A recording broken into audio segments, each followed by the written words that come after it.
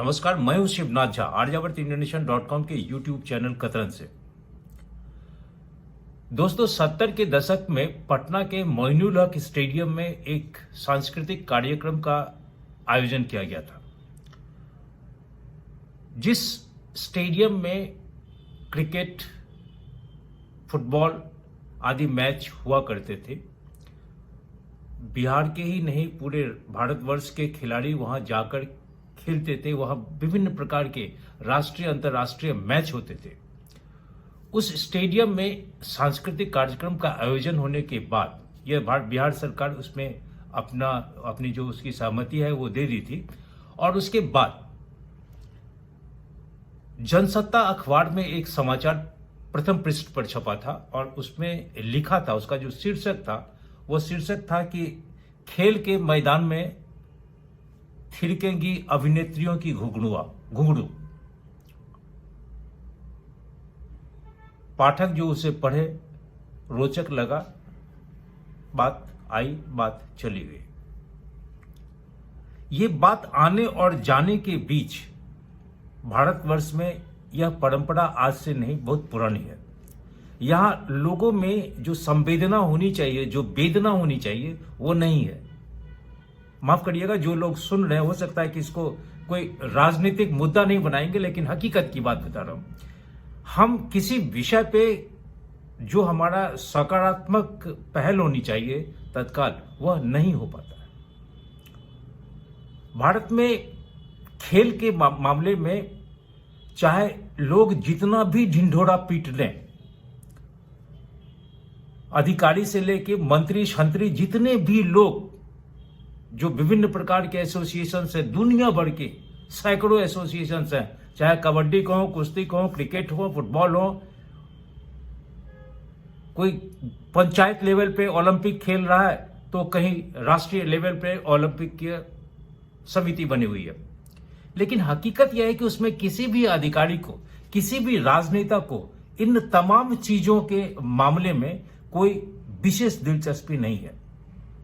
अगर वो बोलते हैं तो इसका मतलब यह है कि उसमें 90% बात गलत बोल रहे हैं, झूठ बोल रहे हैं। क्योंकि जो वेदना उन्हें होनी चाहिए निजी तौर पे, वो वेदना नहीं है। मंत्रालय अथवा जिस पद पे वो आसीन है, उस पद के कारण उन्हें बोलना ही होगा, इसलिए बोलते हैं। इसलिए कभी देखे हैं कि जो खेल मंत्री होता है, उसके अलावे सहकारिता मंत्री कभी किसी खिलाड़ी को, चाहे वो ट्रेन में हो आते हो या फिर हवाई जहाज से आते हो, रिसीव करने के लिए गए हो, कभी आपने देखा है कि खेल मंत्री के अलावे या खेल की जो दुनिया है, उस दुनिया से अलग जो लोग हैं, दर्शक को छोड़ दीजिएगा 2 मिनट के लिए, चाहे वो अधिकारी हो, राजनेता हो, कोई भी व्यक्ति हो, उनका सम्मान करने कभी आगे आए हो? नहीं, कभी नहीं।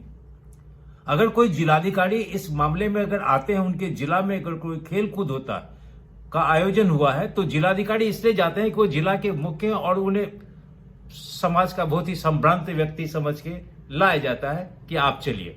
उनको भी कोई मतलब नहीं है, क्योंकि वो पद पे आसीन है, इसलिए उनका जाना उनके लिए बाध्यकारी हो जाता है। कोई खिलाड़ी जब कहीं से खिताब जीतता है, चाहे राष्ट्रीय स्तर पे हो, अंतर्राष्ट्रीय स्तर पे हो, राष्ट्रीय स्तर पे खिताब जीतने वाले किसी भी खिलाड़ी को, सैकड़े 99% खिलाड़ी को कोई राजनेता नहीं जानता है। अंतर्राष्ट्रीय स्तर पे अगर वो स्वर्ण पदक जीत लिया तो सारे लोग शुतुरमुर्ग की तरह ऐसे झुंड बना के जाएंगे जैसे उसके जीत में सिर्फ उन्हीं का योगदान है, उन्हीं के कारण वो जीता है। यह गलत है। यह सिर्फ उस मेडल, उसे जो पदक मिला, उस पदक का स्वहित में राजनीतिकरण है। उन्हें माला पहनाना, उन्हें गले लगाना, तस्वीर खींचना, तस्वीर को पूरे देश में अखबारों में, टेलीविजन पे प्रकाशित करना, प्रदर्शनी करना, यह सिर्फ राजनीति है। हिंदुस्तान में जो खिलाड़ी हैं, जो खेलते हैं, जो खेलकर राष्ट्र को आगे ले जाना चाहते हैं, ले जाने सकने की कुवत रखते हैं, वो समाज की मुख्य धारा में नहीं है। खेल की जो मुख्य धारा है उस मुख्य धारा में नहीं है। उन्हें कोई आने नहीं देता है। यह बहुत बड़ा दुर्भाग्य है। हमारी सोच, हमारे आसपास की जो दुनिया है, हमारा जो आसपास का राष्ट्र है, उस राष्ट्र से आगे नहीं निकलता है। जब हम किसी भी अंतर्राष्ट्रीय खेल में विश्व का जो दूसरे बड़े बड़े राष्ट्र हैं, उस राष्ट्र का जो पदक, बोरी बोरी पदक देखते हैं, वहां के खिलाड़ी ले जाते हैं, तो हम अपने पदक को देख के अपना जो माप यंत्र है उस यंत्र को नीचे लेके चले जाते हैं। और इसका सबसे बड़ा कारण है व्यवस्था। हम जब तक अंदर से, जब तक हृदय के अंतिम कोने से उस चीज के लिए हम भूखा नहीं होंगे, उस चीज को समझेंगे नहीं, उस चीज की गरिमा को नहीं समझेंगे, उसके लिए हमारे मस्तिष्क में भूख नहीं जगेगी। हम सिर्फ कुर्सी पे बैठे हुए हैं, इसलिए उस चीज को, कुर्सी की गरिमा को बनाए रखने के लिए हम खिलाड़ी को माला पहनाने चले जाते हैं और बगल में कैमरामैन को भी देखते रहते हैं कि जब मैं माला उसे पहना रहा हूं तो तस्वीर लिया कि नहीं। अगर आजू बाजू कोई अखबार वाले, पत्रकार बंधु हैं या टेलीविजन वाले हैं, उनको भी देखते रहते हैं, थोड़ा कान भी मार देते हैं, आंख भी मार देते हैं कि बॉस इसी फोटो को चलाना। अन्यथा आज भारत के अखबारों में, टेलीविजन पे कम से कम उड़ीसा के उस नीलम संजीव शेष, जो भारत का प्रतिनिधित्व कर रहा है वर्ल्ड के एक अंतर्राष्ट्रीय मैच में, हॉकी में, उसके माता पिता को, उसके घर को, उसकी दशा को, आर्थिक दशा को, उसका पारिवारिक दशा को देख के हिंदुस्तान के हर एक 134 करोड़ लोगों को रोना चाहिए। अपने किस्मत पे, कपार पे अपनी मूर्खता का,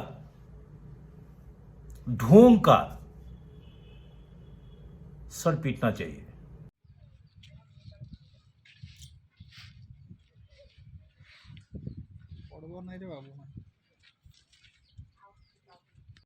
मेडल गुड़ा ना मेडल वाला तो यहाँ है, वहाँ तो खाली लगा।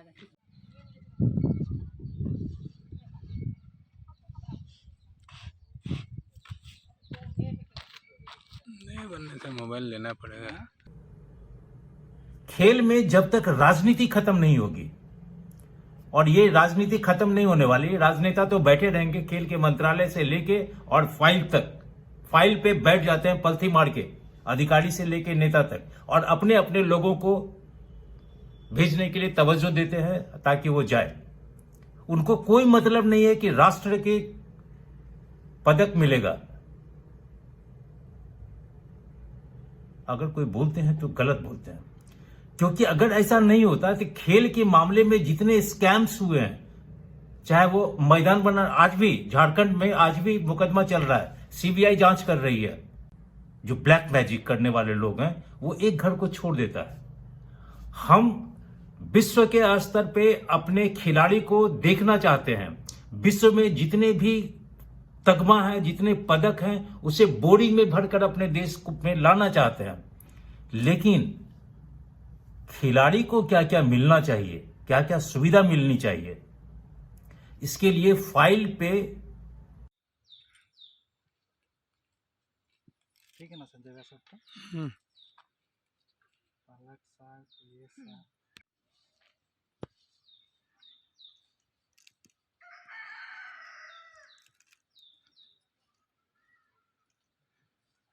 1947 के बाद से लेकर 2023 तक फाइल पे ही सिर्फ आवंटन की प्रक्रिया, सुख सुविधा की प्रक्रिया फाइल पे घूमती है। अगर 100 बातें होती है उसमें एक बात दे दिया और उस एक बात को पूरा करने के बाद मंत्री से लेकर अधिकारी तक पूरा चतुर्दिक ताली बजाते रहेंगे और देखते रहे हैं कि ओलंपिक में, एशियन गेम में भारत के कितने खिलाड़ी गोल्ड लेके आए।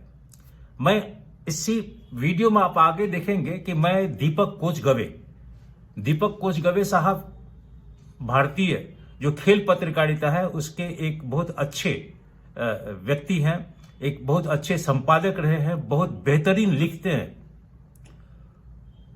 मैं उन्हें बहुत व्यक्तिगत रूप से जानता हूं क्योंकि पटना के जमाने में हम लोग सब साथ में काम किए। हॉकी में एक घटना ऐसी, उसका जिक्र वो खुद करेंगे, लेकिन थोड़ा सा मैं बताऊं कि हिंदुस्तान का एक बेहतरीन हॉकी का खिलाड़ी पटना के डाकबंगला चौराहे के कोने पे, उस समय डाकबंगला था, आज डाकबंगला नहीं है, नामो निशान खत्म हो गया। उस डाकबंगला चौराहे के कोने पे एक दुकान पे बैठ के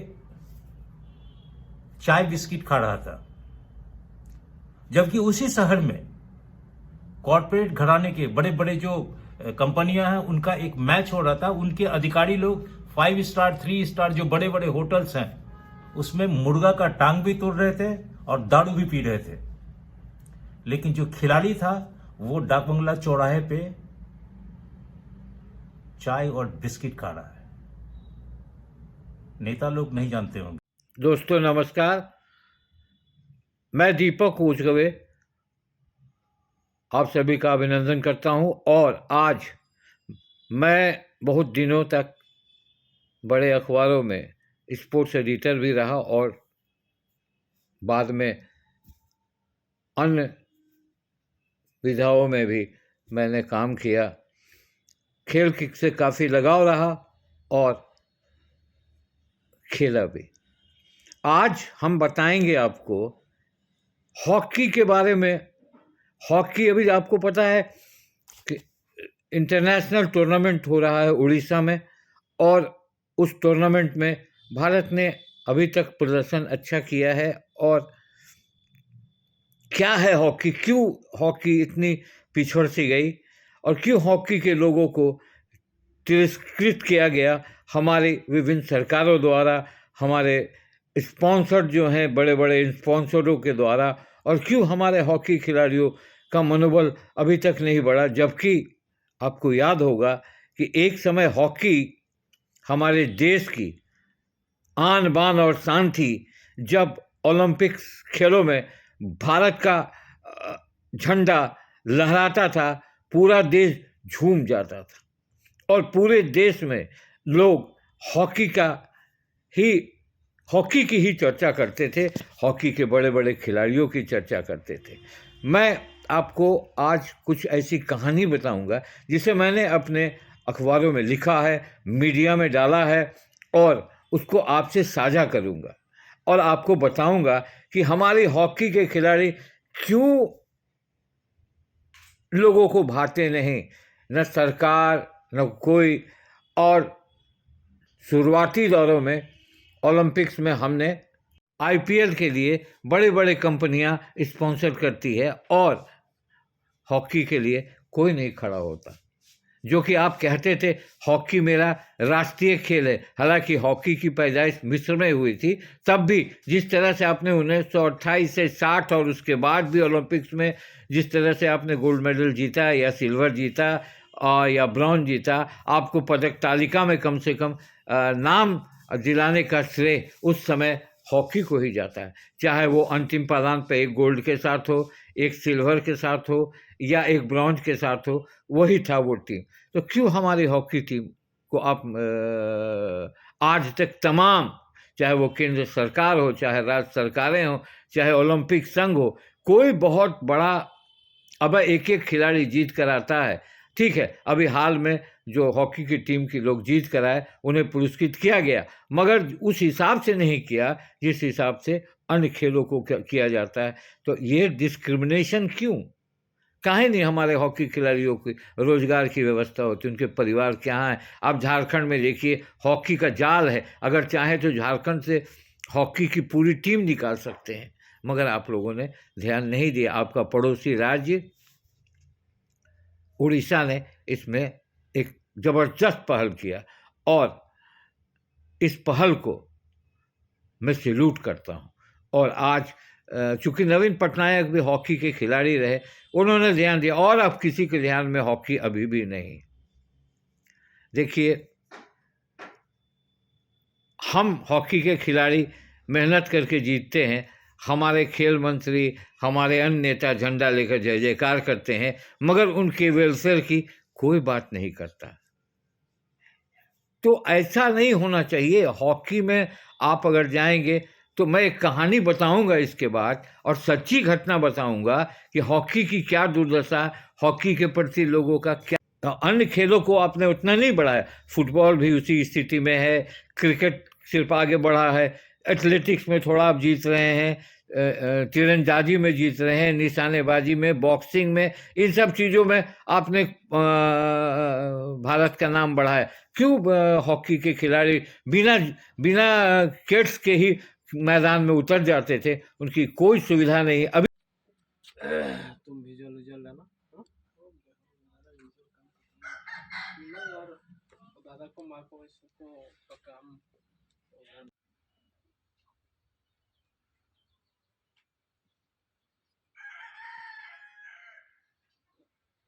रहे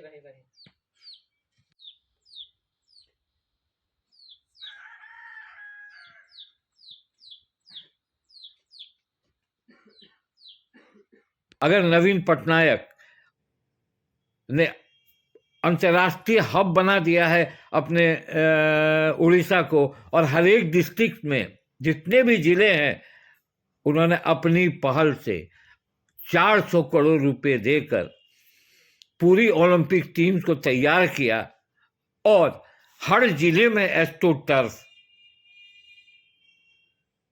का जाल बिछा दिया। आप देखें कि आज उन्हीं का प्रयास था कि संपन्न ओलंपिक्स में हमने बहुत दिनों के बाद भले जीता, गोल्ड नहीं जीता, सिल्वर नहीं जीता, मगर ब्रॉन्ज जीतकर ये दिखाया कि ये प्रयास अगर हर मंत्रियों का हो, हर प्रदेश के मुख्यमंत्रियों का हो, तो हॉकी जो बढ़ेगा। इसी तरह खेल कॉम्प्लेक्स में हॉकी को आपने बहुत ही पीछे धकेल दिया, मगर आज भी हमारे पुरुष टीम और हमारी महिला टीम भी प्रयास जरूर करते हैं। अब देखिए, क्रिकेट में आईपीएल में एक एक खिलाड़ी 15-15 करोड़, 10-10 करोड़ पर खरीदा जाता है। पूरे टूर्नामेंट में 400 करोड़, 300 करोड़ खर्च होता है। पहले ये टीम पर भारतीय हॉकी संघ के का नियंत्रण था। भारत का हॉकी में इतना दबदबा था कि वो पहला गैर यूरोपियन देश था जिसे अंतर्राष्ट्रीय हॉकी महासंघ में हिस्सा, यानी उसका एक हिस्सा था, ये दबदबा था। और आज का दबदबा आप देख रहे हैं कि हम कहाँ जा रहे हैं, हमारे खिलाड़ी कहाँ हैं, कैसे हैं, क्या कर रहे हैं। तो इस पर विचार करना बहुत ज़रूरी होगा, क्योंकि 1928 में पहला ओलंपिक गोल्ड हमने जीता था, और उस समय झारखंड के जयपाल सिंह मुंडा, आपने नाम सुना होगा, झारखंड आंदोलन में भी उनका एक नाम था, वो कप्तान थे। 1928 से 1960 तक 6 बार लगातार गोल्ड मेडल जीतने का भारत का ये गौरव था, भारत को गौरव प्राप्त था। क्योंकि अभी तक ये 6 लगातार जीतने का रिकॉर्ड किसी भी कंट्री को नहीं है।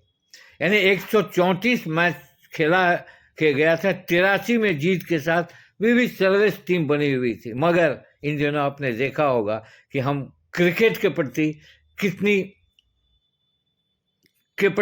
गंभीर हो गए, कितने गंभीर हैं हम क्रिकेट के प्रति। हमारी सरकार अगर क्रिकेट, मैं ये नहीं कहता हूं कि सम्मान करें क्रिकेट का, जरूर सम्मान करें कि क्रिकेट ने भी हमें अच्छे अच्छे खिलाड़ियों को दिया है। शुरू से नहीं आपन को परिचयटा मोर नाम विपिन खेस। देखो आपन पुଅ ଏବେ इंटरनेशनल खेलवा ପାଇଁ ଯାଉଛି କେମିତି କ'ଣ ଅନୁଭବ ଲାଗୁଛି କେମିତି କ'ଣ କହିବାଟା କ'ଣ କହିବି ଇଣ୍ଡିଆ ଟିମ୍ରେ ଖେଳିଛି ସେଥିପାଇଁ ବହୁତ ଖୁସି ଆଉ ଗର୍ବିତ ଅଛି। ଦେଶ ପାଇଁ ବହୁତ ଦେଶ ଲୋକମାନେ ବି ବହୁତ ଗର୍ବିତ ଅଛନ୍ତି। ଗୋଟେ ଗୋଟେ ଗାଁରେ ଦେଖନ୍ତୁ କାଦ ବାହାର ଗୋଟେ ଗାଁରୁ ବାହାରିଲା ଛୁଆଟା କେମିତି କ'ଣ ଲାଗିଲା କି ଏଇଟା ଆପଣ ଭାବିଥିଲେ କି ମୋର ପୁଅ ଏତେ ନାଁ କମେଇବ କହିକି ସେଟା ତ ଭାବିନଥିଲେ କିନ୍ତୁ ଭଗବାନଙ୍କର ଆଶୀର୍ବାଦ ସେ ଉପରକୁ ଉଠି ସେଥିପାଇଁ ବହୁତ ଗର୍ବିତ ଅଛୁ। କେମିତି କ'ଣ ଲାଗୁଛି ଆଶା ଖେଲା ହେବ ଯେ କେମିତି ପୁଅ କେତେ ସକ୍ସେସଫୁଲ ହେଇପାରିବ କେମିତି ଆଶା ରଖୁଛନ୍ତି ଏଇଟା ଆଶା ରଖିଛୁ କିଛି ପିଲା ଇଣ୍ଡିଆଟିକୁ ଜିତି କରି ଜିତିବା ପାଇଁ ଆଶା ରଖିଛୁ ଭଗବାନଙ୍କର ଆଶୀର୍ବାଦରୁ। ସରକାରୀ ସୁବିଧା କାଁ କାଁ ପାଇଛନ୍ତି ଆପଣ ସରକାରୀ ସୁବିଧା ପାଇନାହୁଁ ମୋଟେ ପାଇ। ଛୁଆର କେମିତି ଲେଖାପଢ଼ା କେମିତି କ'ଣ ହେଇଥିଲା ଏଇଟା ଛୁଆର ତ କ'ଣ କହିବେ ସେଇ ବାଡ଼ିକୁ ଅଛି ସେଠି ଚାଷବାସ କୁଲି ମଜୁରୀ କରି ପଇସା ଯୋଗାଡ଼ କରି ସେ ପାଠ ପଢ଼େଇଥିଲି ଭଲ ମଣିଷ କରି। କେତେ ଗର୍ବ ଇଏ ଲାଗୁଛି ଆପଣଙ୍କର ବହୁତ ଗର୍ବ ଅଛି ସେଥିପାଇଁ ଖେଳିଛି ସେଥିପାଇଁ। तोहर परिचय नाम को तोहर जीरा खेस। अच्छा देखा तोहर तो छुआ तो इंटरनेशनल खेले जाते कैसन का महसूस होते का लिखे का लिखे लगाते तो छुआ को खेले जाते हैं यहाँ बढ़िया खुश लगा थे बेटा खेले जाते जन तो पढ़ा लिखा यहाँ कैसन का हो रहे होकर पढ़लाक कोनो लिखे का करबे आगे तो पैसा पतरा के गोरगोरा रही लेकिन कोनो लिखे भगवान के दुआ से पढ़लाक बेसले पढ़लाक पढ़ के एखन बढ़िया से देखा यहाँ राउकला में खेला हो जाते हो कि ओकर में चांस पाए है बाबू हर कैसन का लगा थे तोहर यहाँ खुश लगा थे बढ़िया खुश लगा थे और सब तो खुशी होता तोहरे मन होने तो यहाँ बड़ बड़ आदमी मन भी भेंट करे का कहा थे यहाँ आए के आवत है तोहरे खुशी लगा थे कि नहीं कहा था एखन खुश लगा थे कहा थी हमें हो जन का कहा तो कितना गर्व भी लगा थे कि मोर छोड़ा गोटे कहा है इंटरनेशनल यहाँ खेले के जाते का लिखे लगा थे गो बढ़िया लगा थे तो जो सबके तो खुश लगा थे हमके हूँ बेस लगा थे खेल के जाते बेटा गोटन गांव का नाम कमाए दिला कैसन का लगा थे ऊपर में सबके खुश लगा थे गांव के नाम कमा लग जोन कादो बहाल की पटोली के नाम रख लगने।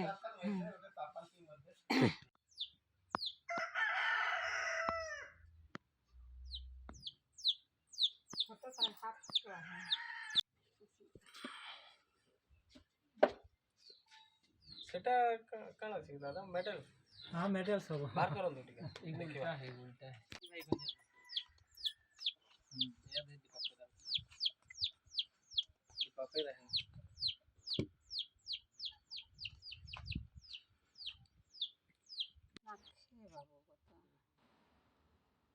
कोई एकला है अते कहां पे जा रही सेटल पे बैठे मगर क्रिकेट जो है ही खेल नहीं है। इन दिनों ओलंपिक्स में आप जीतते हैं और जीत कर पदक लाते हैं, मगर इतने आज़ादी के आप अमृत महोत्सव मना रहे हैं तब जाकर आप टैली में 5वें नंबर पर, 6ठे नंबर पर, 4थे नंबर पर आते हैं। वो भी मुझे सेटिस्फैक्ट्री नहीं दिखता, क्योंकि चाइना को देखें आप, जापान को देखें आप, कोरिया को देखें आप, तो उनके खेलों की तुलना में आप अभी भी नहीं। तो भैया मैं हॉकी की बात करता हूँ। सबसे अच्छे जो खिलाड़ी 10 हुए वो कौन कौन थे जिनके नाम का डंका बजता था हॉकी में और हर एक की जुबान पर उनका नाम था। आपको याद होगा जसदेव सिंह जो कमेंटेटर हुआ करते थे, उन दिनों रेडियो में कमेंट्री हुआ करती थी, पूरा देश उस रेडियो में कमेंट्री के दरमियान जितनी देर गेम 70 मिनट का जो गेम होता था उसमें लोगों किधर ध्यान नहीं, कुछ ध्यान नहीं, बॉल के साथ जसदेव सिंह दौड़ते थे और जब हम जीत जाते थे तो पूरे मोहल्ले में, उन दिनों टीवी का प्रचलन नहीं था, टीवी देश में नहीं था, मगर हॉकी को रेडियो ने कितना आगे बढ़ाया था। और रेडियो में आप किसका नाम सुनते थे? आप किसका नाम सुनते थे? ध्यानचंद थे, बाबू निमल थे, गगन सिंह थे, धनराज पिल्लई थे, अशोक कुमार थे, अजीत पाल सिंह, जो सेंटर हाफ के सबसे अच्छे खिलाड़ी थे। 1975 में उनकी भूमिका वर्ल्ड कप जीतने में बहुत बड़ी रही थी। मोहम्मद शाहिद थे, उद्धम सिंह थे, झारखंड में जो लोग थे, या बिहार में जयपाल सिंह मुंडा थे, अनमोल आइन थे, अभिषेक लकड़ा थे, अभिषेक कुमार चिंकू थे, माइकल किंडो का नाम आपने सुना होगा, वो उड़ीसा के थे। उनका भी जब गेम होता था, मुझे याद है 1985 में पटना में, जब मैं उन दिनों अखबारों में था, तो एक कजिन्स कप टूर्नामेंट हुआ करता था। और cousins cup tournament Bihar regimental centre Danapur में हुआ करता था, जहां एकमात्र एस्ट्रोटर्फ था, एकमात्र। और वहाँ वो मैच होता था, उड़ीसा से, बिहार से, अन्य राज्यों से लोग आकर वहाँ मैच खेलते थे। उसी दरमियान इंटर ऑफिस टूर्नामेंट क्रिकेट का भी हो रहा था, और उस क्रिकेट में टिस्को, टेल्को, ट्यूब, जितनी बड़ी कंपनियों की टीम आई थी, जिनका मैच मोइनुल हक स्टेडियम में होना था। और इन लोग का रहने की व्यवस्था बड़े बड़े होटलों में की गई थी। हम लोग भी कवर करते थे, मगर कजिन्स कप की तिथि तय हो गई थी, तो हमने कजिन्स कप भी कवर करने का प्लान बनाया था। और उसी दरमियान शाम का वक्त था, और मैं फ्रेजर रोड के उस सड़क पे शाम में सिर्फ ऐसे ही मूवमेंट कर रहा था। इसी बीच मैं देखा सामने में रेलवे स्टेशन है पटना जंक्शन, वहाँ से करीब एक जत्था निकला खिलाड़ियों का। और वो खिलाड़ी थे, एक कंधे पर होल्डॉल और एक हाथ में हॉकी स्टिक लेके वो लोग चले आ रहे थे। और मैं भी देखा कि ये लोग आ रहे हैं, तो फिर मैंने नज़दीक जाकर उनसे पूछा कि आप लोग कहाँ से आए। तो वो उड़ीसा की टीम थी। और हमने आपके कप्तान कौन है? तो उन्होंने कहा कि मैं हूँ। आपका नाम क्या है? कहा माइकल किंडो। मैं तो सन रह गया। माइकल किंडो से उससे पहले भी ओलंपिक्स खेल चुके थे, ओलंपिक्स में गोल भी कर चुके थे, और वो आदमी पैदल चला रहा था। ये डिस्क्रिमिनेशन था वहाँ पे। तो मैं बहुत दुखी हुआ, और मैंने अपनी कलम खोली। मैं गया, उन्हें कहाँ ठहराया गया? फ्रेजर रोड स्थित एक डाक बंगला के एक बड़े से हॉल में सारे खिलाड़ियों के रहने की व्यवस्था, एक ही साथ सोना और खाने की जो व्यवस्था होगी। और दूसरी तरफ एक होटल था, नाम नहीं लूँगा उस होटल का, अपोजिट में वहाँ इंडियन टिस्को की टीम ठहरी हुई थी, और लेविस तरीके से। मुझे रहा नहीं गया, मैंने माइकल किंडो का इंटरव्यू लिया, क्योंकि माइकल किंडो का मैं भी फ़ैन रहा था, मैं भी उनकी कमेंट्री को सुनता था जब मैच होता था। तो ये डिस्क्रिमिनेशन मैंने लिखा था। माइकल किंडो को भी ये दिन देखना था। ओलंपियन वो पैदल आ रहा था, न उनके लिए सरकार ने गाड़ी की व्यवस्था की थी, न रहने का कोई अच्छा ठिकाना था। बस ठेल दिया एक रूम में, तुम्हें कल खेलना है, जीतोगे ठीक है, नहीं जीतोगे लौट जाना है। इस तरह से बहुत सारे वाकयाएं देखे। झारखंड में बिना रोजगार के जो आदिवासी खिलाड़ी होते थे, मुझे याद है रेजी डुंगडुंग, इस टाइप के कुछ लोग थे, रेजी डुंगडुंग थे।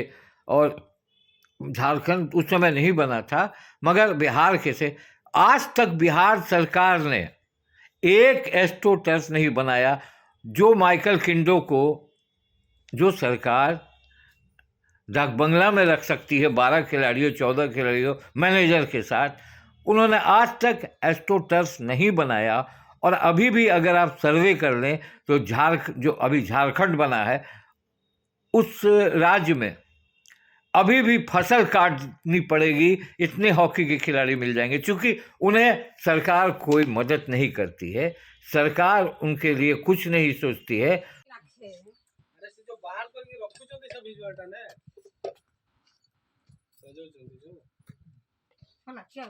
लिखला सबको लिखला अपन बाहर करके रखन। हां हां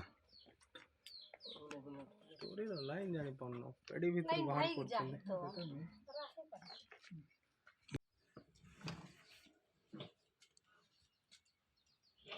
चेन ई बाटा का खुल ये नहीं देखिस ये है चेन अपन अपन वो काटन उमान भी रहे अपन पाक बस्ती वाला फोटो नहीं वो तो नाखे वो तो हुआ नाखे है सील जो फील का सील गया पा है और वो ट्रॉफी हाँ दिखाओ ओके मन दिखाओ नहीं हाँ इले तोरे इनका गोटे गोटे मारा मारा के झुकात रहा है लेकिन सांगा नावे के नहीं छोड़ रहे हैं का का सही बात है कहा से झूठ निकाल कितना लोग का दो रहा था देख रहा था आवत रहा से ले खेले खेले बात है का कर दे काहे जन पार दे सुन ताको अच्छी गेला अंतिम गेला पर गोठियाला हां देखा थी ऊपर तो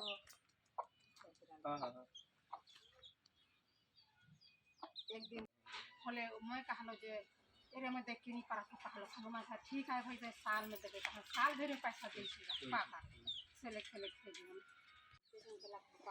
वहाँ पर पानी उनी डालते रहे थोड़ा शॉर्ट पकड़ने भगवान खान सब दिखाते जो नहीं देखी और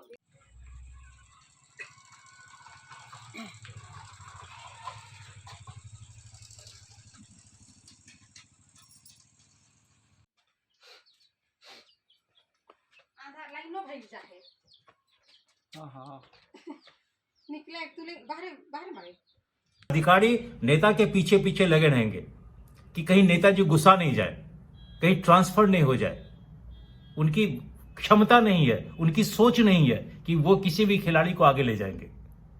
अन्यथा नीलम शेष का जो आज उड़ीसा में उड़ीसा वर्ल्ड कप में हॉकी खेल रहा है, उसके माता पिता को उसके घर की दशा को देखने के बाद ऐसा लगता है कि बंद कर देना चाहिए। ये जो नाटक है, इस नाटक को बंद कर देना चाहिए। खेल के नाम पे जितने लोग इसे लूटपाट मचाए हुए हैं, अधिकारी से लेके मंत्री शंत्री राजनेता तक, वो और जो वास्तविक रूप से जो खिलाड़ी है उसे मिल नहीं पाता है वो सुख सुविधा। लेकिन मुंह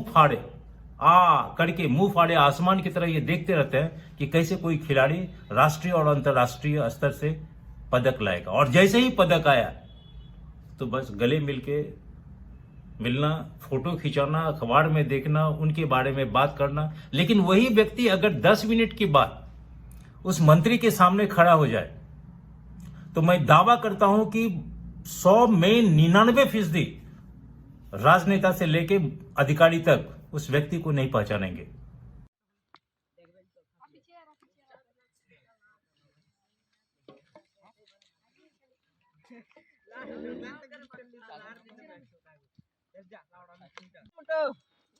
हेलो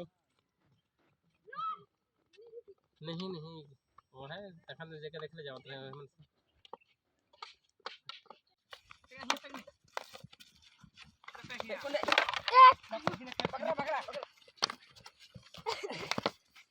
नहीं लाइक पार्टी